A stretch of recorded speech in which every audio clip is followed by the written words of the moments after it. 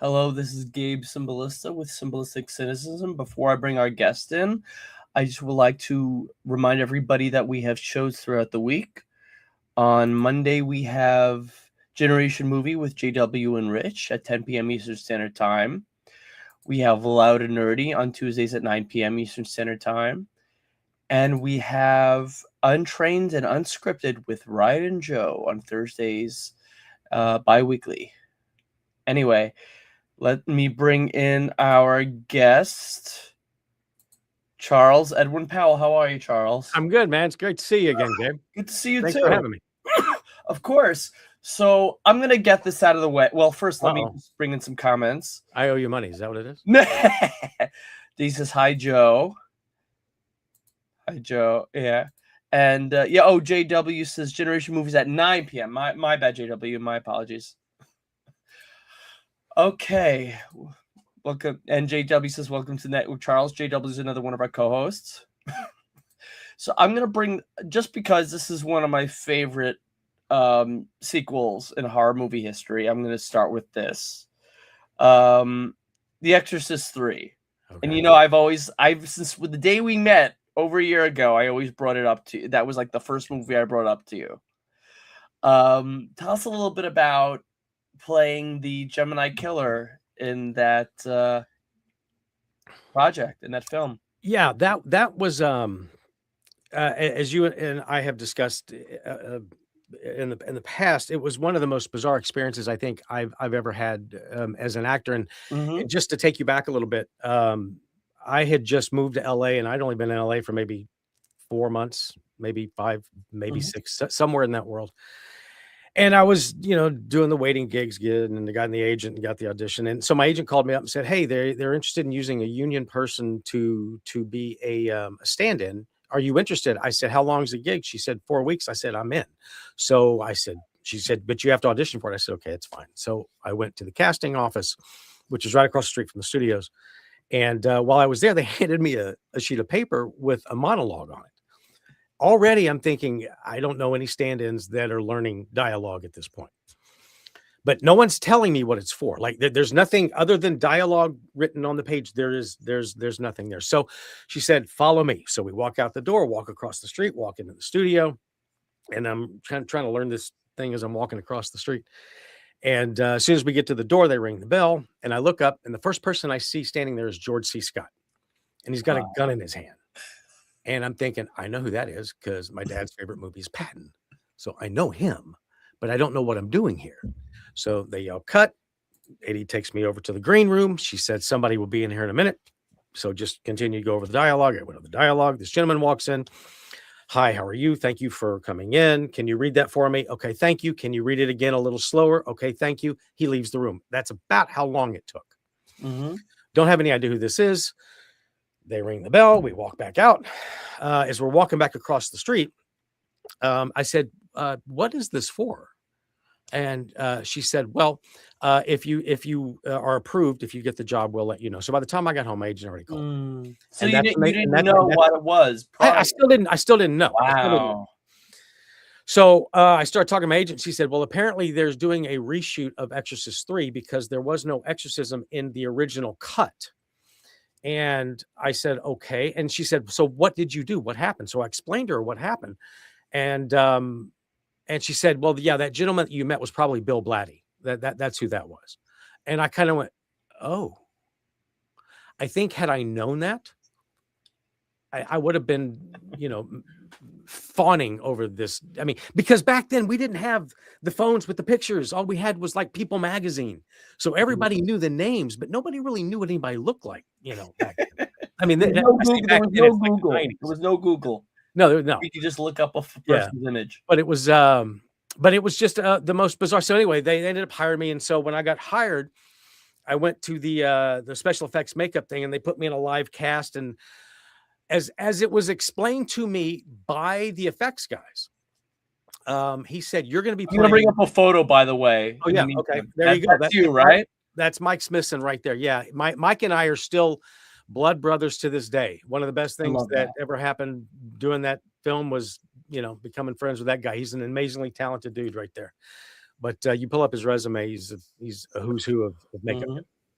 But so they were explaining to me, yeah, I'm gonna be playing Jason. And I said, what do you mean playing Jason? Jason Miller? He said, yeah, they've only got him another couple of days. He was only there, I think, for 2 or 3 days, and then he was gone.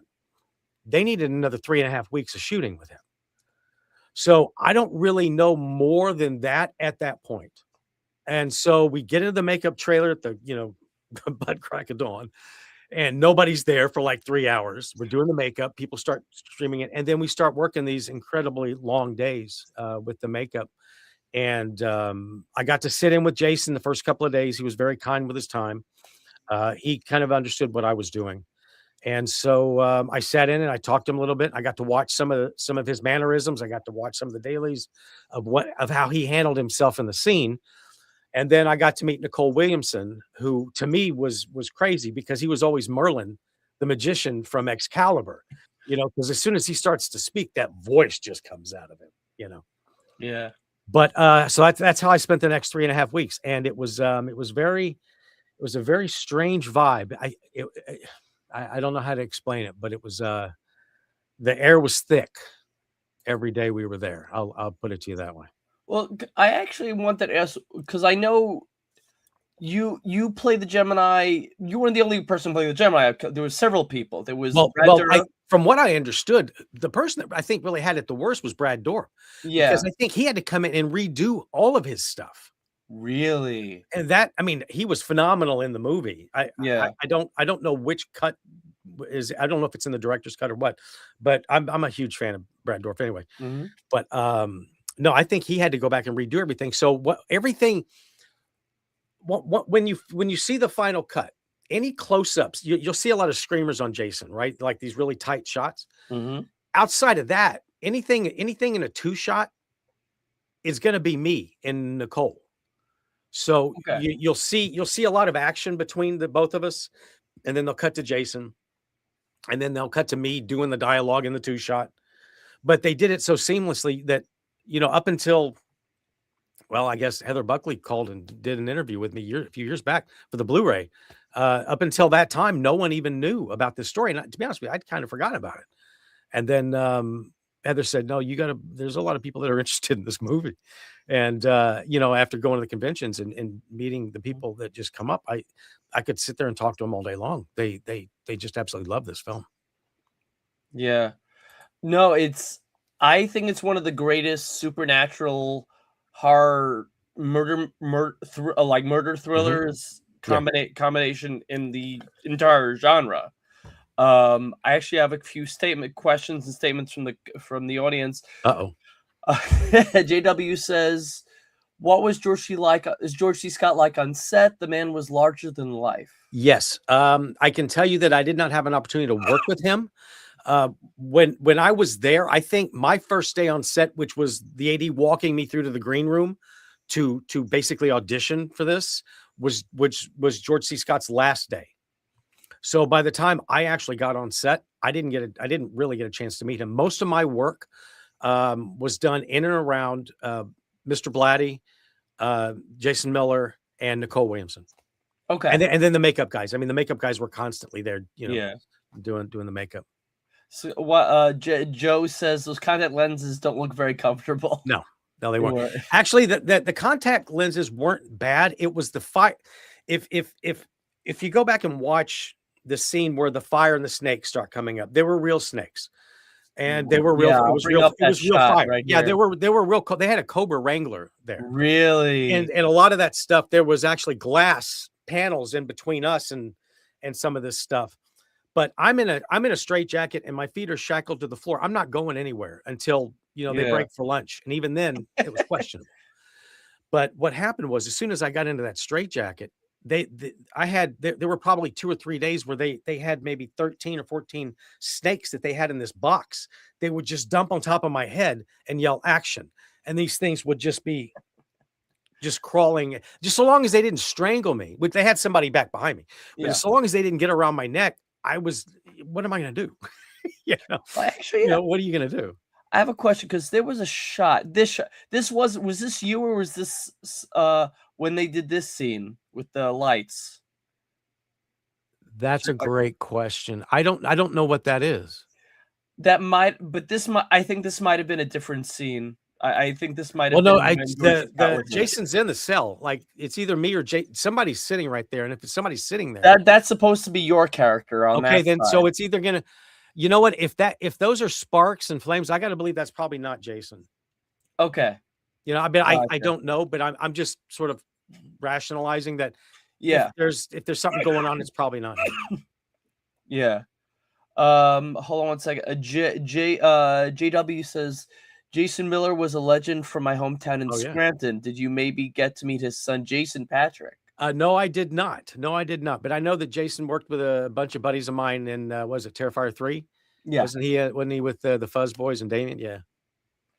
I think that's how we officially met, you and I, at the New Jersey Horror Con with the Fuzz and the Lens crew. Yeah. It was a stream. Yeah. I got a lot of love for those guys, man. They're a talented crew, and they are only at the beginning of their rise. I've known them since before Fuzz and the Lens was really a thing. Well, I knew Michael and Marcus for years. Yeah.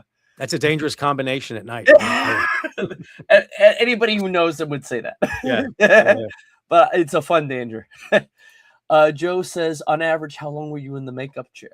I think initially, I'm going to say it was well over 3.5, 4 hours initially. And then I think Mike got it down to about an hour and a half to maybe 2 hours. And then taking it off is always easier because you just get this shit off of me kind of thing.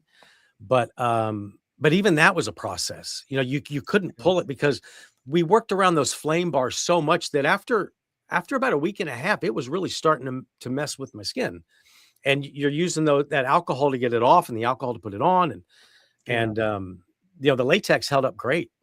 You know, the prosthetics held up fantastic, but the flames really messed with the contacts, and they really messed with my skin. But you know, you sign up for it, you kind of just. I assume you were an Exorcist fan before you before you were involved in the film. Well, who wasn't? Who wasn't? Yeah. Who wasn't? You know, I mean, people may still be scratching their heads at 2, but the first one, it was just amazing. You know? I'm actually seeing Linda next week. Are you really? Yeah. She's she has just as much animal rescue paraphernalia at her table as she does Exorcist stuff. Okay. Well, that's a nice cause. That's a good cause to have. Yeah, I love that. JW also says the Exorcist films are renowned for the weird occurrences on set. Is that a heaviness you fare to? Was there any scary things that happened? Good question, JW. You know, when we were working around the fire and the snakes, that was pretty intense for me because I don't know how to say this. The snake. Well, I mean, there were a lot of like prop snakes, but you know, at a certain point, you do get a little weirded out because with 14 or 15 snakes, you know, you're sitting like this for 10 hours, and all they do is just keep dumping snakes on you to get the right shot. At some point, you can't even see because you got snakes over your face, over your mouth, over your, you know. But the heaviness, no, you know, it's funny. I didn't really learn about a lot of why the Exorcist reshoots were happening until much, much, much later. Probably within the last, I don't know, 5 years or so. So, you know, from my perspective, I was basically like an actor. I was just a hired gun. I had a job to do, and I didn't really know a lot of the stuff going on behind the scenes.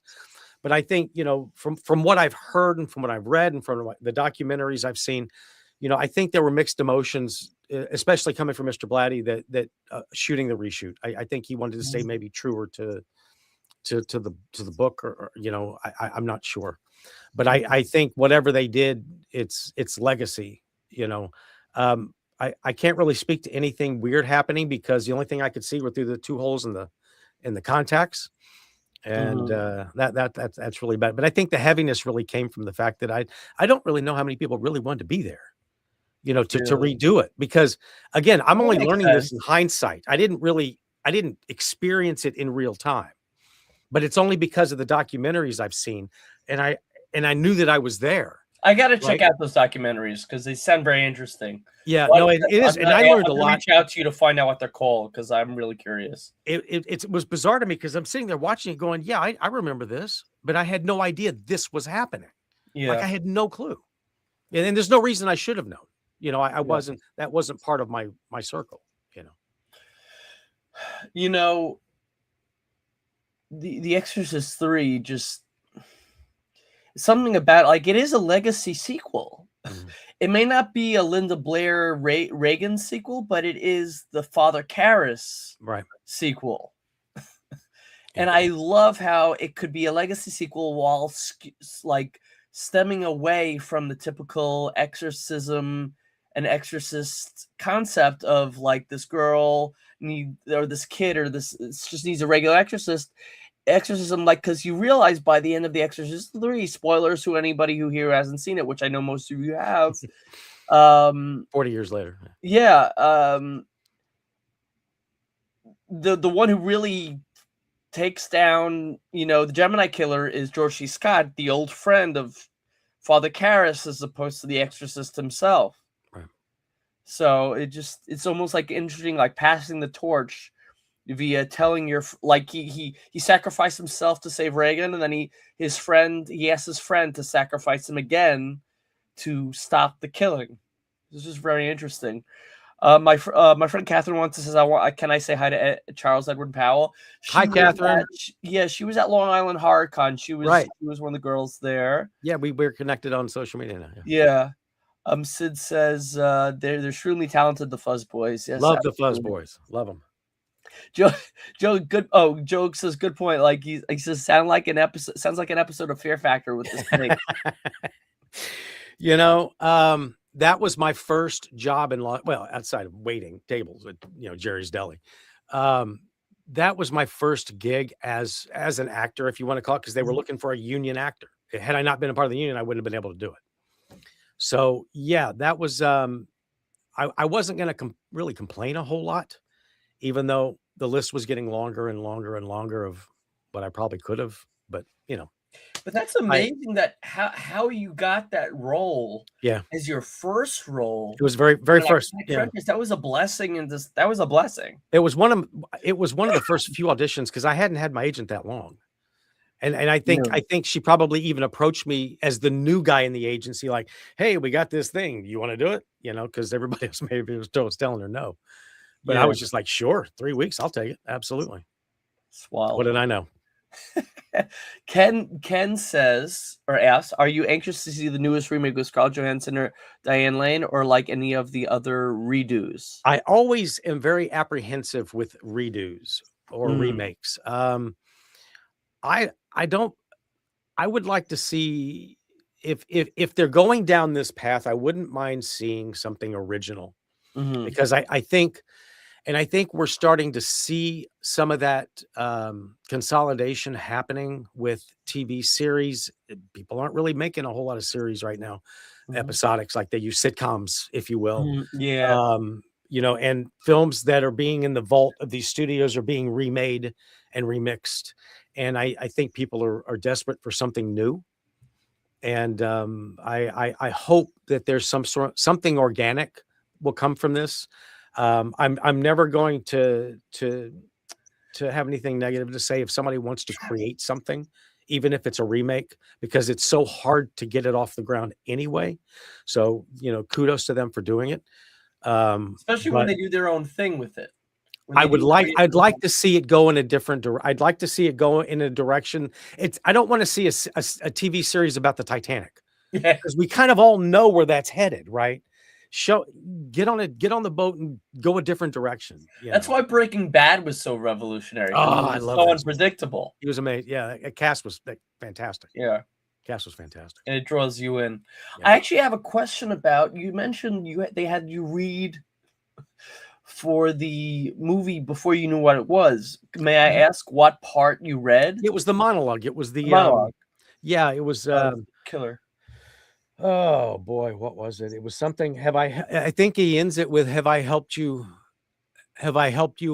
believe your unbelief? Your unbelief, yes. You know, I think it's somewhere. I haven't thought about this in years, but I think it's somewhere in that world. Yeah. Was that your voice, or did they No, all? no, no, no, no. And what you will see, the makeup was so good that I could actually deliver dialogue out of it.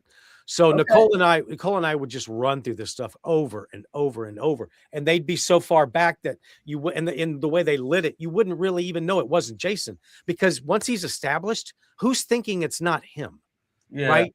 Who thinks that? Nobody thinks that way. So unless you see this screaming shot of him like this, and there are some really tight shots of Jason, Yeah. sitting in that cell delivering that dialogue, because really all you see is his hair and his face. That's it. Outside of that, it's me, you know. Wow. Wow. That's crazy. But that's a testament to the makeup guys too. I mean, it was very articulating, especially around the mouth. Okay. And we actually, they actually, just take a side story. Bill, one of the other makeup guys, we went to lunch one day over on Hollywood Boulevard. Just, we needed to get out and stretch our legs and stuff. So they walked me around in the makeup to one of the restaurants. People actually thought I was Jason Miller. They were coming up to me, and then all of a sudden I'd start talking, and it's like, no, he doesn't really sound like he's from Texas. I don't think Jason's from Texas. But no, the makeup was so good though. You're never gonna know. You know, had we not talked about it, you'd never know. Yeah, JW actually says it's one of the most expensive and controversial reshoots in history. Yeah, I can understand. Yeah, and again, I didn't know that. There's no way that you know that going through it. You don't know what you're going through until after you go back and look at it, and you go, oh, now this is making sense. Now I'm understanding why they're doing this. But at the time, you know, no, you have a job to do. You move on, but it's not until, 30 years later that things start trickling out, yeah, and I understand why people want to keep it under wraps, but there's so much love for this film that I think people are just desperate, like, to find something new that they didn't know about this movie. It's interesting because I before I watched Exorcist III, mm-hmm. I think it was a few years ago when they announced, even before they released the trailer, when they announced the new Believer movie, the Exorcist. I rewatched, but even before they announced it, like I was seeing, you know what it was? Some people were talking about that that famous jump scene in Exorcist III with the scissors, the clippers. Yeah. And I've been seeing people post about it. I'm like, this movie looks so cool. I want to watch it, but I wanted to start at the beginning. I mean, I already saw The Exorcist, but I've never watched the second one. And I've never watched the third one. So you know what? That's the Heretic. It's the Heretic. The right? Heretic. So I watched The Heretic, and then I watched Part 3, and Part 3 was an instant favorite of mine. Like it became like, and I think people found a new love for it years later, or it found its fandom years later. And I know people who didn't even like the film but loved certain elements, especially the jump scare. They say it's one of their biggest jump scares, but it is dark. Like, you even hearing the description of the murder scenes and the murders, like, makes you cringe. Like, some of I'm not even going to say them because they make me, you know what I mean? JW also asked, and this is a bit random, disturbing to ask after talking about cringy scenes and graphic. That's funny. That's funny. The corned beef wasn't bad. The corned beef wasn't bad. But I don't know if you ever did. I don't even know if it's still there. I used to live in Studio City. It was right. It was right on the turn on Ventura Boulevard. It was open 24 hours. You could walk in and see Slash from Guns N' Roses, or Mandy Patinkin. I mean, just anybody, just at any time of day. You could order a bagel and a cup of coffee at 3 a.m, or you could order a full blown, Thanksgiving meal at 3 o'clock in the morning. It just didn't matter. But no, it was a very popular area. There were acting classes above the bowling alley, and I spent a lot of years there. Nice. Catherine says, I'm coming to HorrorCon in New Jersey in May, so you'll see her there. Oh, fantastic. Looking forward to seeing you, Catherine. And Joe says, so I want to bring this up. Joe really enjoyed the first season of Exorcist TV series. Okay. Gina Davis. I've been meaning to check it out because I hear a lot of people who because they set up. I heard, and this got me to want to watch it. It wasn't even The Exorcist. It was they set up for the Gemini Killer in the 3rd season, and they never ended up doing a 3rd season. But when I heard that, because I'm such a fan of The Exorcist III, that got me to want to watch the Exorcist TV series. So I still have to watch it. Wow. There's a good chance they might get to the 3rd season now. I mean, if really? if they're recycling things, you never really know where that's going to head. You really don't. I mean, I don't know. Right. It wouldn't surprise me the way kind of this industry's moving right now, of recycling things, that they would get to that 3rd season.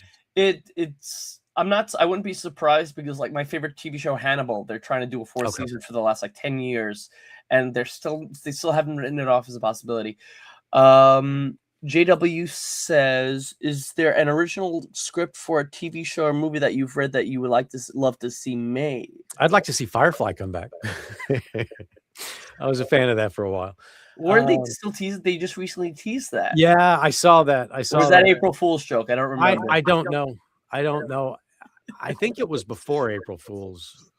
Okay, good. I met Tina Torres once. She's very nice. You know, she used to be married to Lawrence Fishburne. No kidding. Yeah. Sid Fisher says, what is your favorite scene from Scream? And you probably have more than one, but because that movie's a little hard to narrow down to one scene. Yeah. Wow. Changing lanes here for a second. Yes. Scream. Wow. I have a couple, actually. I'm just gonna bring up a photo of you from Scream. There's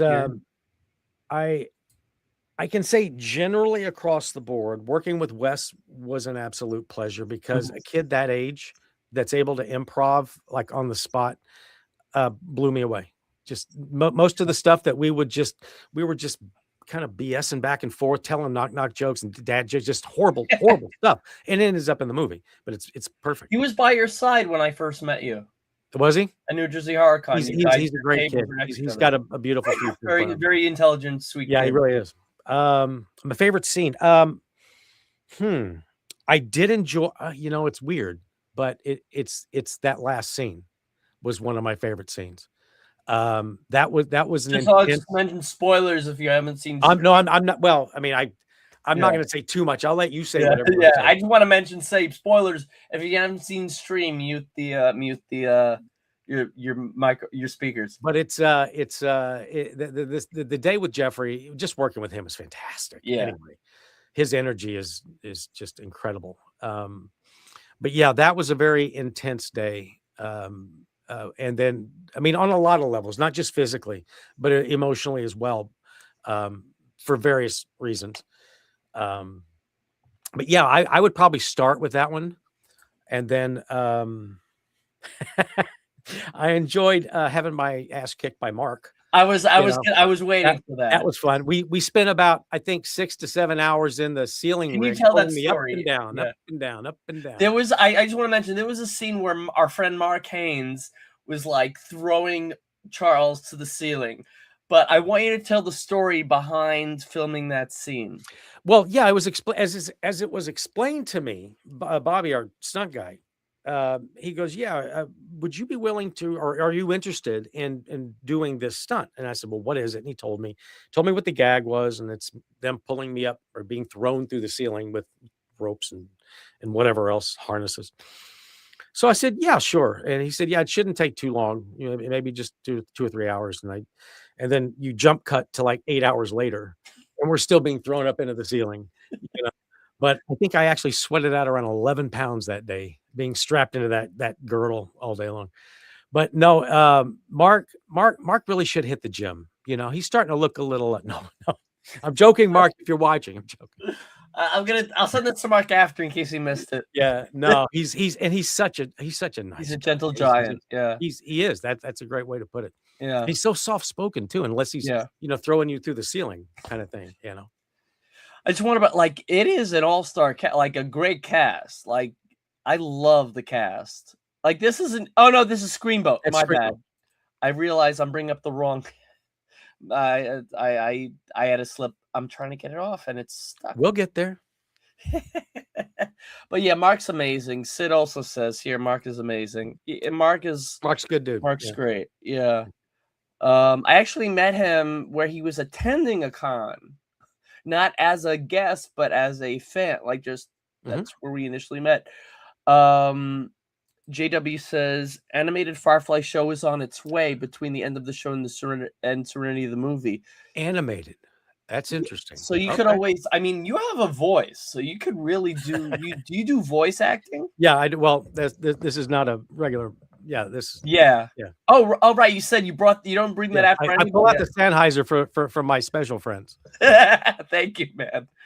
And JW also says, is there a discernible difference between how the new guys of Screamboat and Stream, but how the new guys of Screamboat and Stream and the folks of Exorcist III? I think maybe cut out. JW, let me know the rest of the question. Did I read that wrong? I'm not sure. I'm not sure what the question is. Let us know, JW. But let me bring up. So you actually, okay, this is something I wanted to ask you about, because I worked at a film festival where we had a movie called Astronaut with Richard Dreyfuss, Lyric Bent, and Graham Greene. Okay. May he rest in peace. Yeah. And I know was this the movie you were in with him? Where did you find that? I found on Google. I'm in it for like a hot second. Yeah. No, because I just had to ask because I've never seen it. But Graham Greene, I'm a big fan of Graham Greene. Yeah. I know he just recently passed away, but I had to ask because I did not work with him though. I was playing. God, what was I doing in that movie? I think I was British. I think I was a British lieutenant or something. I don't even remember. Yeah. Okay. That was a long time ago, dude. Yeah. So yeah, JW says, is there a discernible difference between how the new guys on Screamboat, how they work, and the folks on Exorcist III work? Like, is there a discernible difference between working with the Fuzz and the Lens guys, basically, versus the crew of Exorcist III? I think he's asking. Comparing Exorcist III to Stream? In terms of the crew that you're working with. Oh, well, with Screamboat, I only had a day with them. I came in towards the very end of the shoot. I think a lot of people had already left by that point, so there was basically a skeleton crew going on. Okay. My day was really quick, you know. on Stream. On Screamboat, yeah. And then there's also, he asked about Stream as well. And Stream. Well, Stream. Yeah, Stream was about 3 months of for me, it was stretched out over about 3 months. Okay. Shooting Roy. And we started off the first week or the first maybe 3 days, I think, in Maryland. And then from there, we lived in Gettysburg during the winter and the snow and the blizzards and the holes in the wall. That's a whole nother story. But and then after that, we came back to Staten Island. I think I finished up over there. But as far as like working goes, I only really had a day on Screamboat, and everybody was great. You know, it was great to work with them, and I got to work with or meet Allison because I knew Allison was on Stream. I invited her to watch. I don't know if she's tuned in tonight, but I hope she was able. No, she's lovely. She's wonderful. But it's just because I had seen her in Stream, and then I went to go see Screamboat, and I didn't realize she was in that. I saw it was it's fantastic. She's great. I think he means the difference between indie flicks and big budget Hollywood flicks. I see. Well, yeah, because everything's run and gun with indie stuff. No matter where you are, and unless you have a $20 million indie flick, which I don't really think exists. But with the reshoots I can speak to the fact that it just felt like, let's just get it done. There wasn't a whole lot of warm fuzzies on that set. With the Fuzz guys, the hours were ridiculous because we were living, I can't remember the name of the hotel, but we were living at the hotel that we were shooting in, meaning there was one morning I woke up, I walked out to go to Kraft to get some coffee, and as I'm walking out, I'm literally walking into a shot that's right outside my door.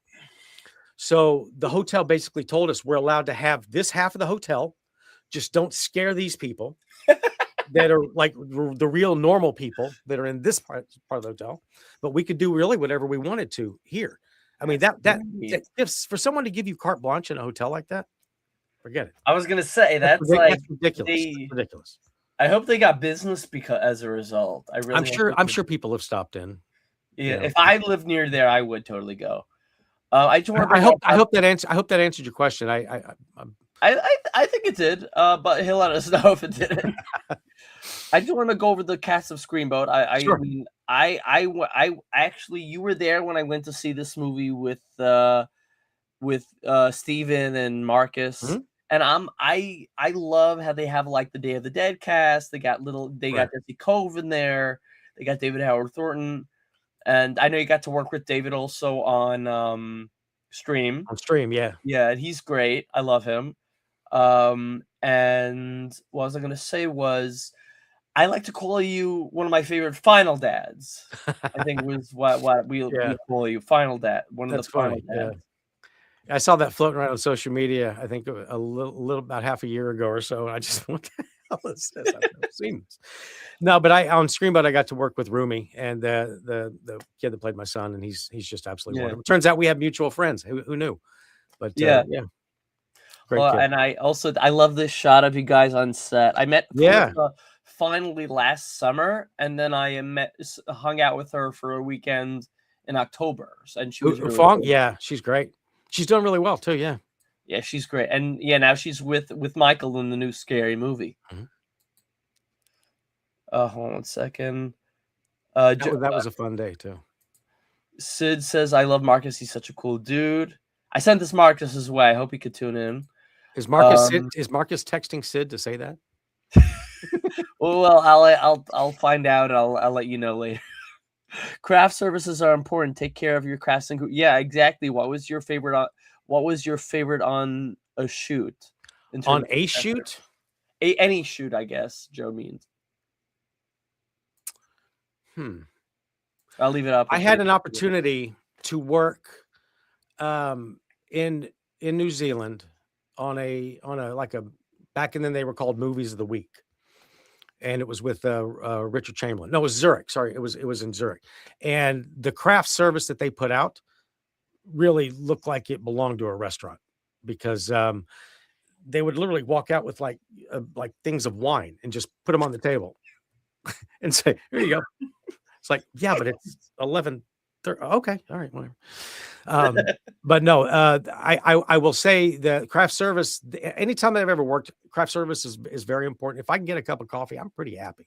You know, the rest of it's gravy, but if I can just get that first cup of coffee, I'm good. But overseas, in Europe, I had an opportunity to work a few times overseas, and it's just a different world over there. Yeah, you know, their spread looks like they're celebrating an anniversary or something. You know, it's like a wedding hall type. Yeah. Sid says, Sid says no. JW joking, Marcus, if you're watching, I was joking. JW says it did answer his question. I was with the more thing of the bells and whistles versus toned down guerrilla filmmaking. Yeah, well, when it comes to the Exorcist III, I was in that cell the whole time.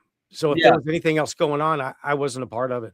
Gotcha. You know, and literally, you know, in hindsight, I'm sitting here in that straitjacket around these freaking snakes in the fire, and Nicole's doing his gimbal thing. And that's another thing too. I think the reason why people really resonate with that film is because of the practical effects. There's no, I don't think there is any CGI in it. Yeah. What you see is what was there. And then at the end with Nicole and the rolling on the, you know, with the skin and everything, I remember watching that being shot, getting grossed out during the time. I'm like, this is fantastic. It looks amazing. It's funny because I know in The Exorcist III, they described the crime scenes, and I was searching photos for Exorcist III for our show tonight, and I'm seeing photos of the crime scenes of some of the bodies that were never shown in the final edit of the film. Oh, wow. Like the priest with the head cut off and the head sitting on his lap. Like that wasn't in the film, but it was the photos online. You know what I mean? So it's like, it looks like something out of a snuff. It's creepy. Then maybe that was part of the original cut that they went back and reshot. I'm not sure. Yeah, possibly. I actually, this afternoon, I watched your episode of Law and Order SVU. Oh, and I got some shots of you here this is when you finally get to meet Christopher, work with Christopher Maloney. Yeah, he was awesome. That dude got jacked too, man. He looks great. Yeah. He really did. He And spent the this- next 3 hours in the bathroom beating me up. And then then there's a scene where you were intimidating the witness. Yeah. That was a good episode. Like I didn't. It was a crossover episode. Yeah, no, I realized. When Chris shows up, I'm sure the fans went nuts. Yeah.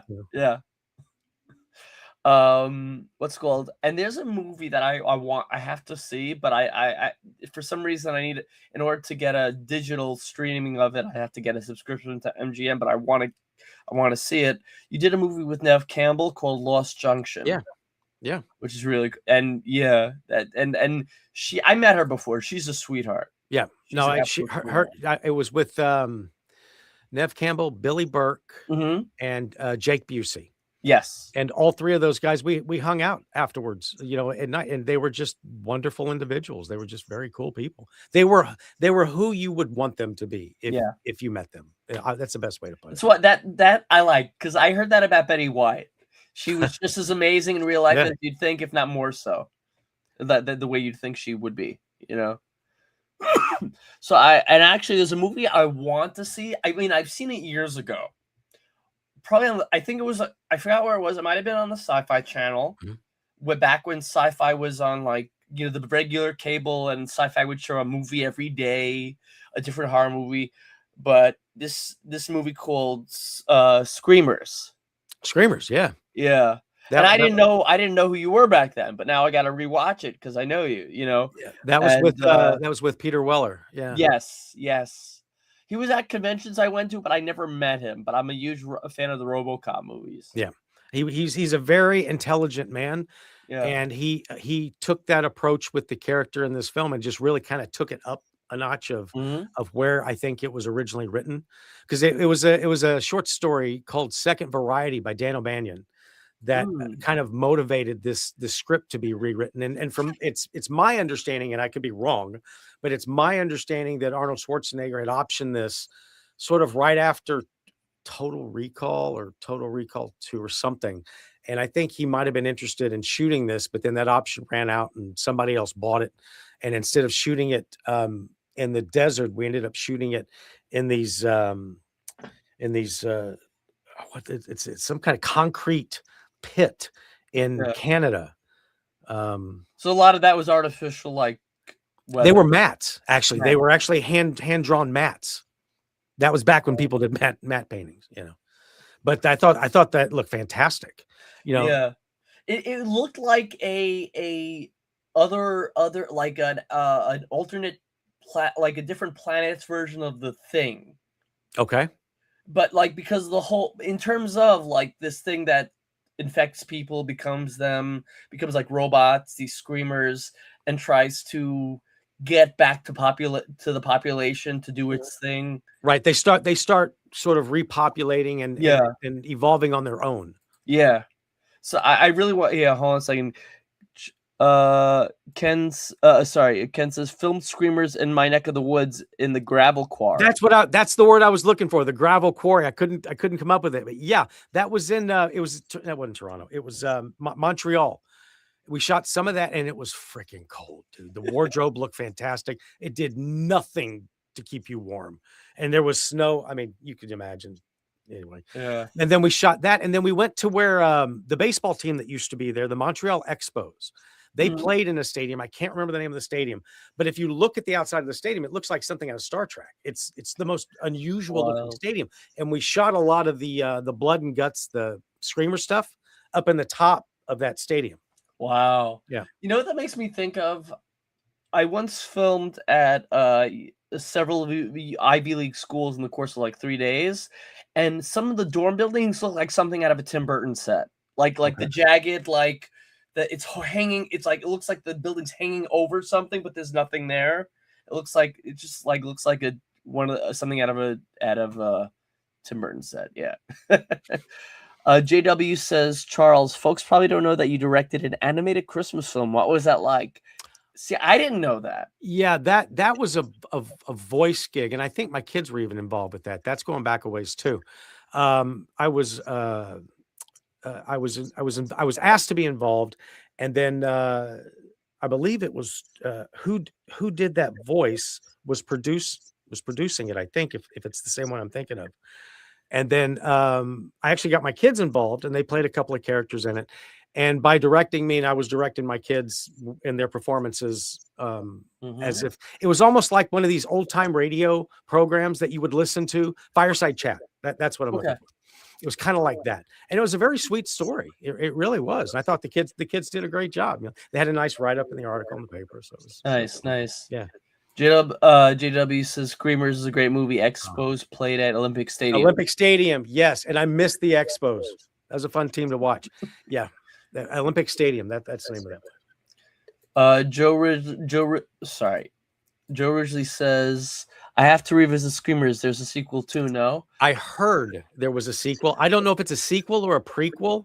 Yeah. I saw it. It's available on Amazon, or I saw it visible on Amazon. I don't know if it's available. Yeah, I'm not sure when it was done or who did it, but I have heard that there is another Screamer something out there. Mm-hmm. Oh, Nemo. Hey, Nemo. This is a friend of mine from the horror community. Must be a very good friend. No, I don't even know if we've met. We were connected through a podcast. Ken says, I think there are 3 Screamers movies. No kidding. Wow. Sid says, what is the name of the Christmas movie? I have to check it out. It's not. I don't think it's a movie. I believe it was a radio like a podcast. Yeah, it was like a fireside chat. So it's something that you would listen to on the radio, that kind of thing. But it was a podcast kind of thing. If that's what he's thinking of, yeah. Yeah. And yeah, Nemo confirms no, we haven't. But hold on one second. I want to go back. I found some photos, and it's like photos of you with a lot of renowned actors that I want to ask where they're from, because not everything was I able to pinpoint. Okay. This one is this was what's it called? Kung Fu. That was Kung Fu: The Legend Continues, directed by John. That was directed by John Cassar. I was in 2 episodes, 2 separate seasons. I watched it when I was like a kid. I love that show. John directed both. John's the director that was behind what was that? Kiefer Sutherland, 24. 24. Yeah, John directed a lot of that. He's a very talented dude. But that was and there's a little story behind that, because that was just one of the episodes I was in. I played this Jesse James kind of character. Nice. There was a throwback. David Carradine's character goes back in time and ends up in an old Western town. I don't remember how, but but the nice thing about doing that particular episode was that I grew up watching Westerns. And I watched black and white Westerns. Clint, Clu Gallagher, the Virginian, Clint Walker. Well, little did I know that when I went to work on David Carradine's show, Kung Fu, all those guys were there. Clint Walker, Clu Gallagher, the Virginian, and James Drury. James Drury was his name. And I could not believe that I was standing in front of the guys that I used to sit in front of the TV and watch. It was bizarre. It was one of those little, I just got goosebumps. It was one of those little moments that you check the box and move on. Yeah. I know it sounds ridiculous, but to me, it was huge. It was huge. Listen, I had moments with my favorite movies where I met my favorite actors, and I'm friends with half of them, so, and it's amazing. And and there's another one here with Pierce Brosnan. Oh, wow. Mr. Attenborough. Yeah. Oh, that's Richard Attenborough? That's Richard Attenborough. That's the doctor from Jurassic Park. Yeah. Jurassic Park. Yeah. That's how most people know him. I know him as an actor from years and years. Like, I think The Great Escape was one of the films he was in way back in the day. But that was a film called Gray Owl. And that was a labor of love for him. And it was based on a true story. And that was probably the most unusual audition I've ever had, because it wasn't really an audition. He just asked to meet the actors. He was in the hotel. We'd go up and we'd just sit and talk. And he just wanted to talk to you. That's all he wanted to do. And then he seems like a real talkative person. He is so watching Jurassic Park.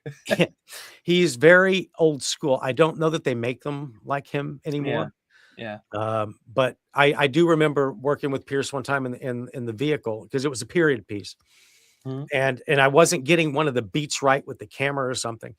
And I remember Mr. Attenborough coming over, and he put his hand on top of my hand, and he says, "Now, darling, it must have been my fault. I didn't explain it very well." And I'm like, here I am fucking up the scene, and he's taking the blame. And I'm like, I love this man. And it was that day he goes, "I'm just good. Would you want to come watch dailies?" I said, "Sure." I'm like, okay. But he was one of the most genuine, just a genuinely organic individual. Nothing but love, nothing but loving the process of filmmaking. And I think if anybody was fortunate enough to ever get to know him, you know, you would remember that. And Pierce is exactly who you would hope he would be. He's just an awesome dude. Yeah. So I just want to mention, under the Floorboards 5 podcast says, Charles, you were phenomenal in stream. Thank you. I appreciate that. I really do. That's very kind. JW says, I'll be home for Christmas. Was that the name of the... I think that sounds familiar. Yes. Yeah. Yeah.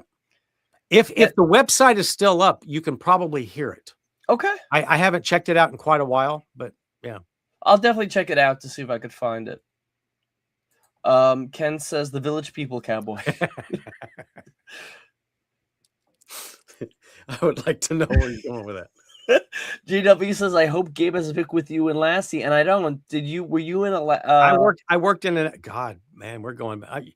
You're gonna have to you got to start vetting this stuff with me, man, because I haven't thought about it in 35 years. You know. Yes, I did an episode of Lassie. Not the original black and white. But yeah, I think it was a short-lived series. I played an actor, I think, in that, who had a monkey. I had an actor who had a pet monkey. That's all I remember. Wow, so interesting. The monkey was fun. I love Swift says, I love Kung Fu Legend continues. Me too. I never met David Carradine, but I met his brother, I think. What was it? I forgot his brother's name. Is it Robert? Robert Carradine, yeah. Is that, yeah. That's one awesome eyebrow raise. Yeah, Swift says, they get out of control sometimes. Swift says, yeah, Westerns were fire. Yeah. I have friends who are big Western people. They're very critical when it comes to Western, but I mean they're also very passionate when it comes to Western. Right. So yeah. Isn't that the best moments when you're starstruck? I was starstruck when I met David Howard Thornton. It's funny. I just gotta mention the first time I met David and I had spoken online, but we met. Wait, did you know him from art? Did you know? Yes. Oh, you did? Okay. Now I knew Damien before I knew David. Okay.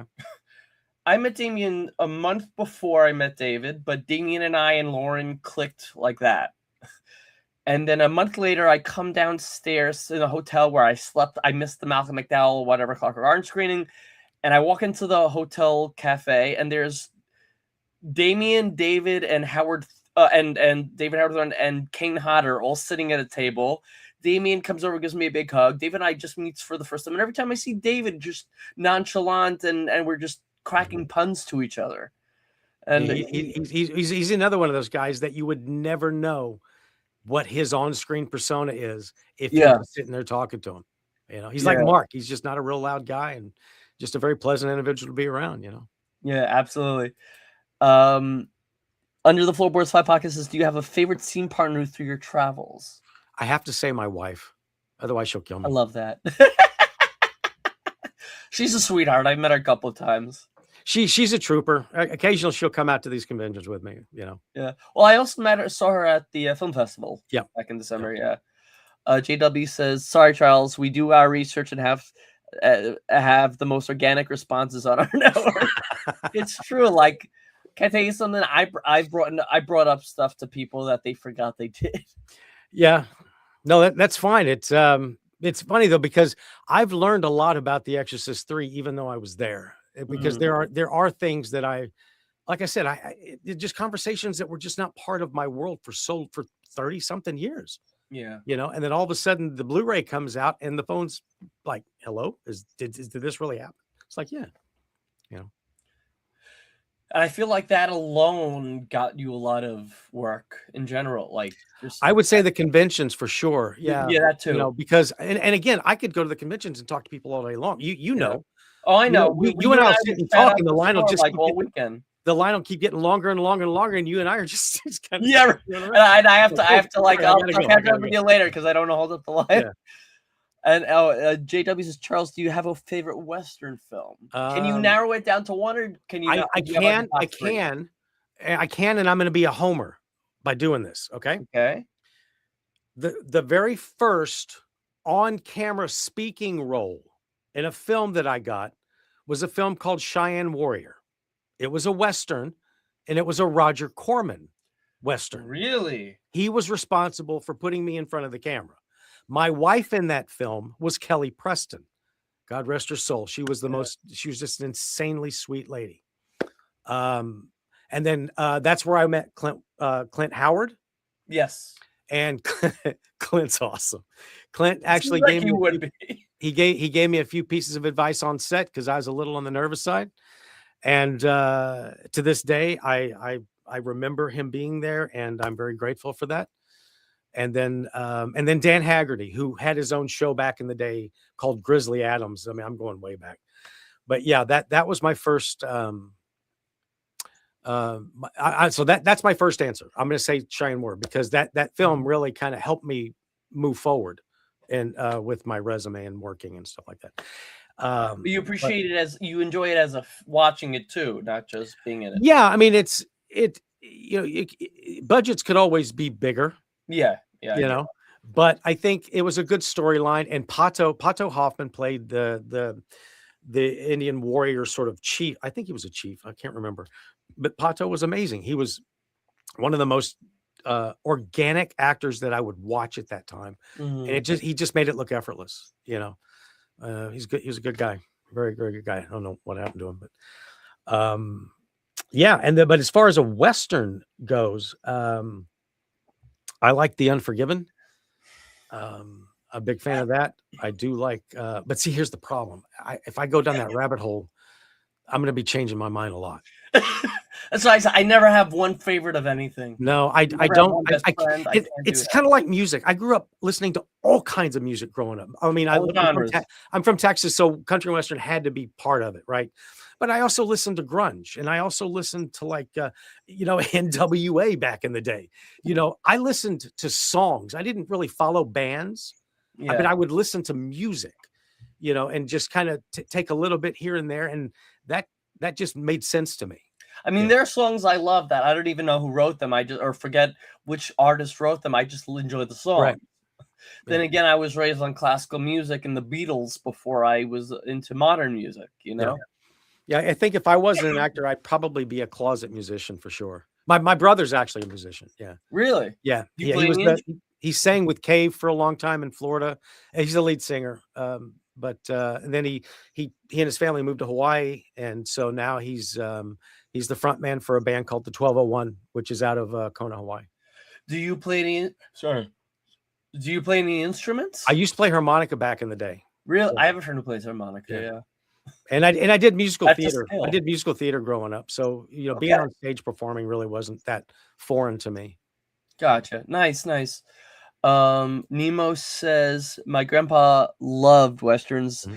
Movies he made me watch all the time, all of his faves when I was younger. They all had themes and morals, whether you wanted them to or not.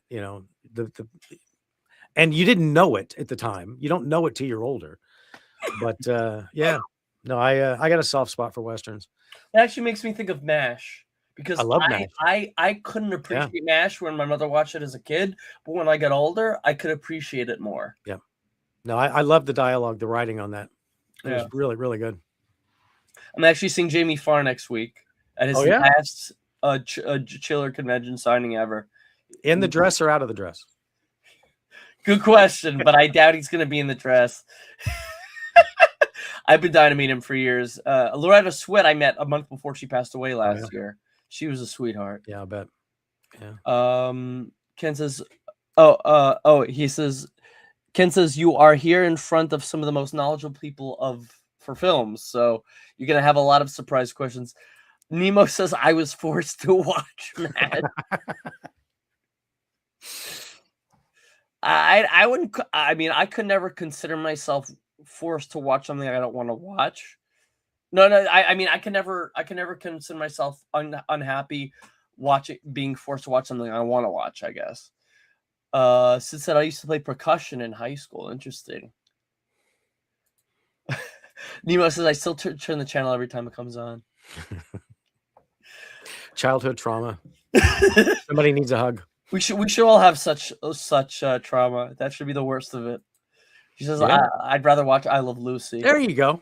She was a talented lady too, but a shrewd businesswoman that I have learned over the years. Yeah. So when I was a kid, before we had JW, who has been hiding in the comments all night, his name's actual John Wayne. What's his actual name? Do you remember John Wayne's real name? No, I actually don't. Anybody I didn't even know that was not his real. it makes sense as a stage name. It's an MM. His initials are I don't know it. I didn't even know he had a. I'm gonna have to look it up unless you tell me. I believe it's Marion Morris. Real interesting. Yeah. Interesting. There's a lot of westerns, iconic westerns I have not seen that I should see. I've never been big on westerns, but I've watched a few of them. And actually, I was just about to bring this up, but JW beat me to it. Charles, what is Pitchfork Retreat? Lucy responsible. Mary and Michael Morrison. There you go. There you go. Pitchfork is the film that Gregory Van Voorhees did, and I think you know Greg, right? I invited him to come on tonight, but he couldn't make. You should. Greg's one of the nicest guys. He's just a really sweet dude. Yeah. But yeah, it's on the festival circuit, I think, right now. Yes. You were there that weekend at the New York City Horror Film Festival. I saw it. Where did I see it? It was in the city, right? It was in Manhattan, New York City. Yeah. And but that's Tony Todd. Tony Todd was all over it. Yeah. God rest his soul. He's a sweet dude. But yeah, I met him 3 times, and he was such a gentleman. So and before, like, somebody told me he was sick before he passed away. So I sort of didn't think it would happen so quick, but like a month later he passed away. And then Marcus was telling me at an event in January of 2025 that there were some, and I think it was the Pitchfork Retreat, that he was having some trouble on a set somewhere with his lines, and it just broke my heart. This was after he passed away, but I heard stories from before he passed away, and we were sort of working on, I think it was the Pitchfork Retreat, and my heart just broke. Yeah, hearing those. I know that. Well, I know this just because I know Mike has mentioned this before, but I think Tony was supposed to be a bigger part in Stream 2. Like, he was supposed to be that guy, because at the end of the film he kind of sets it up, at the end. You were there at Blood and Ink when I asked Michael, is Stream 2 going to have like some sort of tribute to Tony? And he said absolutely. There's going to be, like, because obviously you can't recast Tony Todd, it's impossible. But he said there will be some sort of tribute to Tony in Stream 2, which is a beautiful thing. Yeah, that has to happen. So a lot of love there for that guy. Yeah. Ken says Morrison. Tommy Morrison, Rocky V was his grandson. No kidding. Interesting. I didn't realize that. Apparently, Lucy was responsible for Star Trek. I've heard that before. I think I've heard that story. I gotta look this up.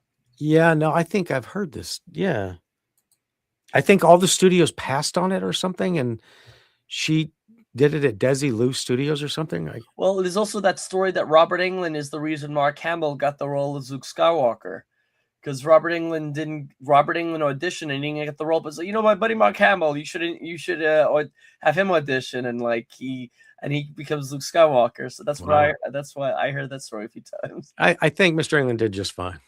Yeah. Sid says Pitchfork Retreat is definitely on my watch list now. It is currently in a lot of film festivals. I'm sure you'll by late this year it'll be on streaming or something. They'll Oh yeah, have distribution. yeah. It's by the really end of the well done. It's a Yeah. well done story. It's Absolutely. a wild cat, like a huge cast. You got like a lot of what's his name, Luke has you got Elliot Fulham, you got Tony Todd, you got a lot of people on that crew. Desilu Productions. Yeah, I think that's what it was. Yeah. Yeah.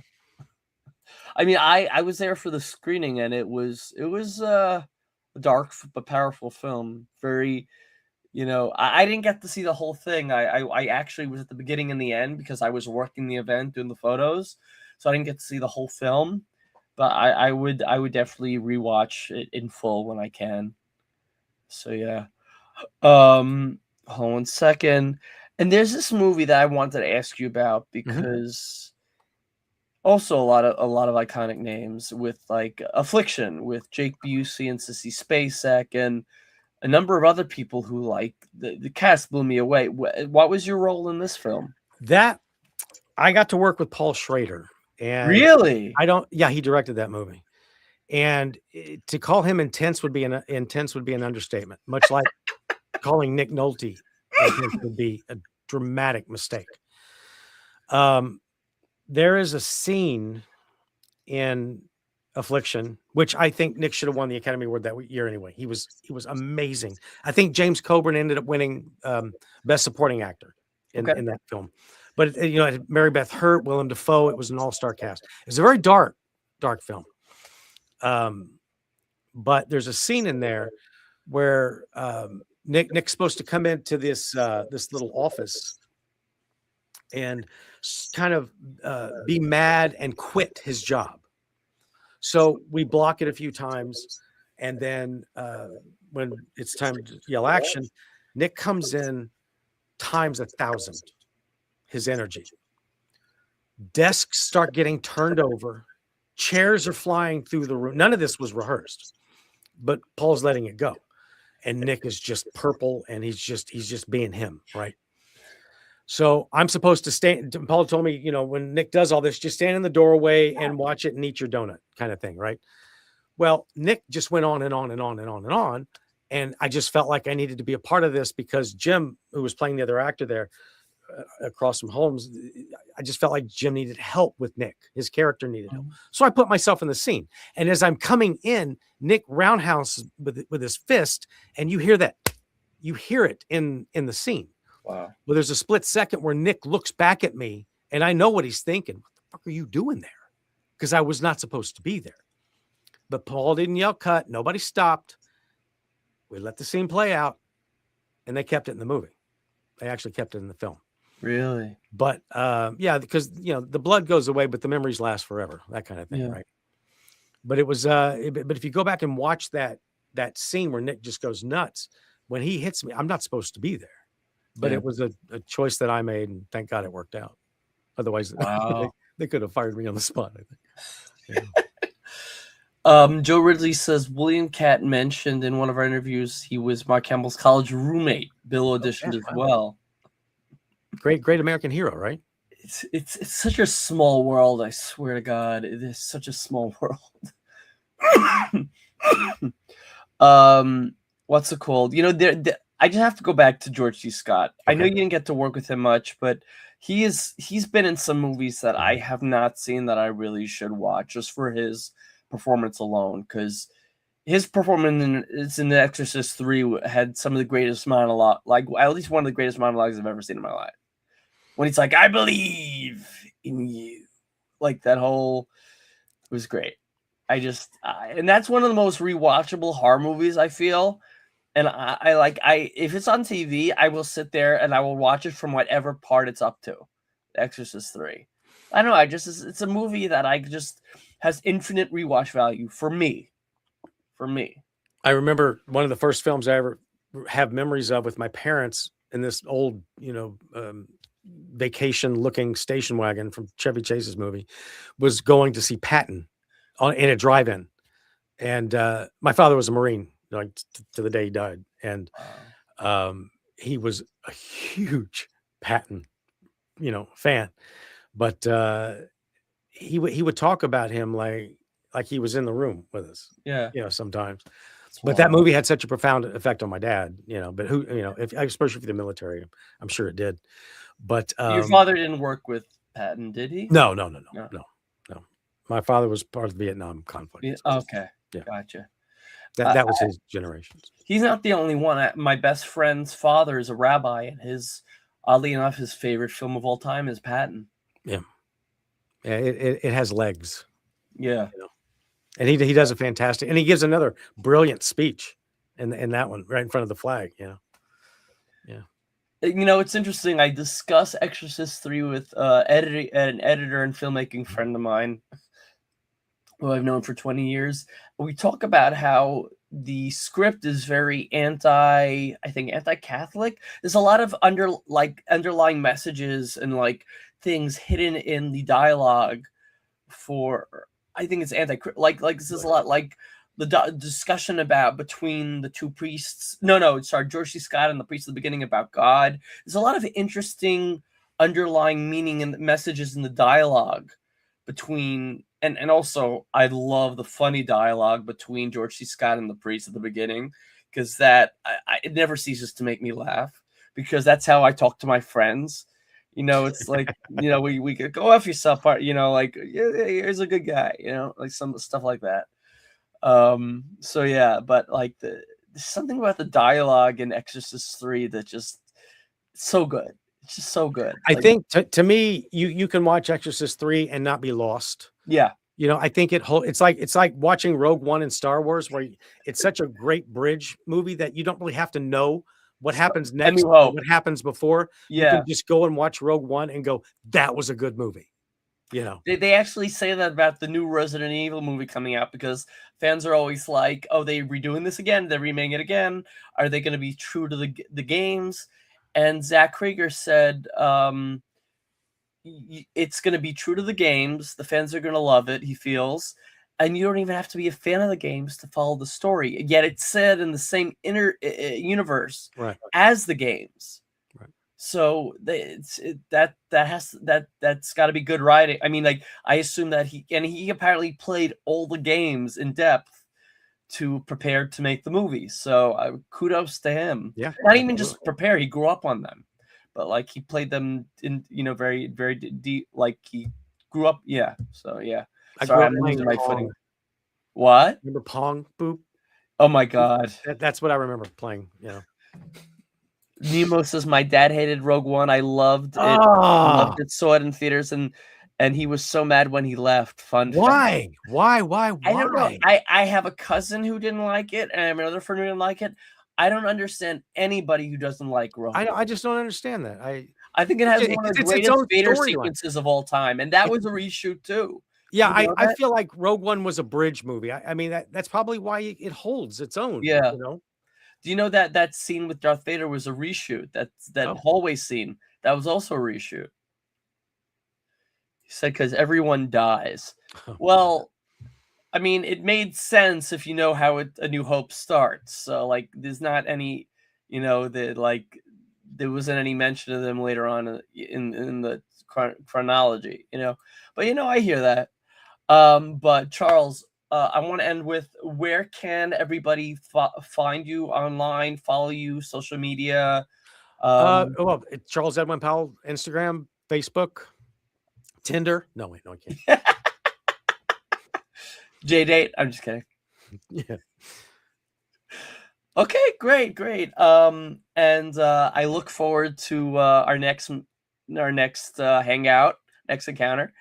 And I'm sure I will be seeing you soon. I'm sure. I was supposed to go to New Jersey HorrorCon for a day, but I don't know if I can make it now. I'm hoping there might be a way I can go with a friend for the day. But if I don't, I'm sure I'll see you again soon. Hold on one second. JW says Zach Krieger is a beast. May he get we may truly get a great Resident Evil. Charles, what about a voiceover work on your voiceover work on video games? I would love to do more of that. I've only done 2, and that was about 1,000 years ago. I happened to fall backwards into both of those because was I was that Pong? Yeah, it was Pong. I did voice work on Pong. That's actually funny. What games were they? You had to ask. Prince of Persia. Really? And hang on, don't tell me because I was there. Prince of Persia. I can't remember the other one. It's all good. I'm gonna have to look it up because I'm curious now. Prince of Persia. Oh, no, that's not it. And while you're thinking, I'm gonna promote the other hosts' shows. You can take a moment to think about it. So yeah, JW says this is a Generation movie it was 9 p.m. or I believe it's 10 p.m. or maybe he said it was 9 p.m. Mondays, Loud and Nerdy, Tuesdays at 9 p.m. Eastern Standard Time, and Untrained and Unscripted with Riot and Joe, Thursday nights bi-weekly at 10 p.m. Eastern Standard Time. So, Charles, do you remember or not yet? No, I'm actually trying to look it up on IMDb real quick. So we'll end on that. I'll take your time. But can you tell us in the meantime, you have any other projects coming up that you can? Yeah, I do. I just finished a wonderful short yesterday. We were in the city. A wonderful group of women that were doing this this really sort of existential type of what am I doing? Where do I belong? Why am I doing this kind of thing? Wonderful storyline. The director was Kelly Carpenteri, and the writer was Kerry Klinsky, and it was done by there was a company called Fallen Media. I think they're local. I think they're New York. Chloe. By the way, quick thing. We got the name of the game. Splinter Cell. Yes. Thank you. Man, it's coming through today. I love it. Well, so it was also JW Sid. They all got it. So I told you these guys are very knowledgeable. Yeah, and then I've got one of the film coming up. They're going to shoot in Jersey in the middle of May called Sicklerville. Okay, fantastic story, sort of a slice of life movie dealing kind of like with the opioid crisis of the '90s, based on real people, true story, and I'm looking forward to diving into that. Yeah, nice. I actually, this is not a shameless promotion, but I got to tell you this because you said I'm also working on a movie in May. I'm going to be dying in a film, and it was actually screened. The initial cut of the film was screened at New Jersey HorrorCon where we first met, and they're expanding the cut. It's called The Forest Hills. Oh, yeah. Shelley Duvall's last film. So I'm going to be dying in the film. Fantastic. Congratulations. Film, so in May. Congratulations. So yeah, like Charles, it was great to have you on. I hope we didn't keep your family up. Not at all. They don't even know I'm gone. Oh, you're in a studio. I come down here to my little cave and I stay in that. This is where you do your voiceovers and stuff? Yeah, right here. Great. You don't even have to go to somebody else's studio. You just do it remotely. No, well, when the kids were born, I kind of stepped out of the on-camera world and built this studio and decided to be a dad for a while. I love that. And then 13 years later, they realized how to use a phone, and I put a credit card on the phone. They can ride the subways and the trains, and they don't need dad anymore. So I got back into the on-camera world. Awesome, man. So happy for you. Like that's great. Anyway, I'm sure I'll see you soon. Have a wonderful night, man. We'll talk soon. Absolutely. Thank you so much for having me. For sure. Looking forward to your next projects, and I can't wait to see the Pitchfork Retreat in full. And yeah, I'm gonna send this to Greg so he could check it out. Yeah, definitely have money. He's a great guy. For sure, man. Have a great night, brother. All right, you too, buddy. I'll see you soon, man. For sure. Appreciate it. Thank you.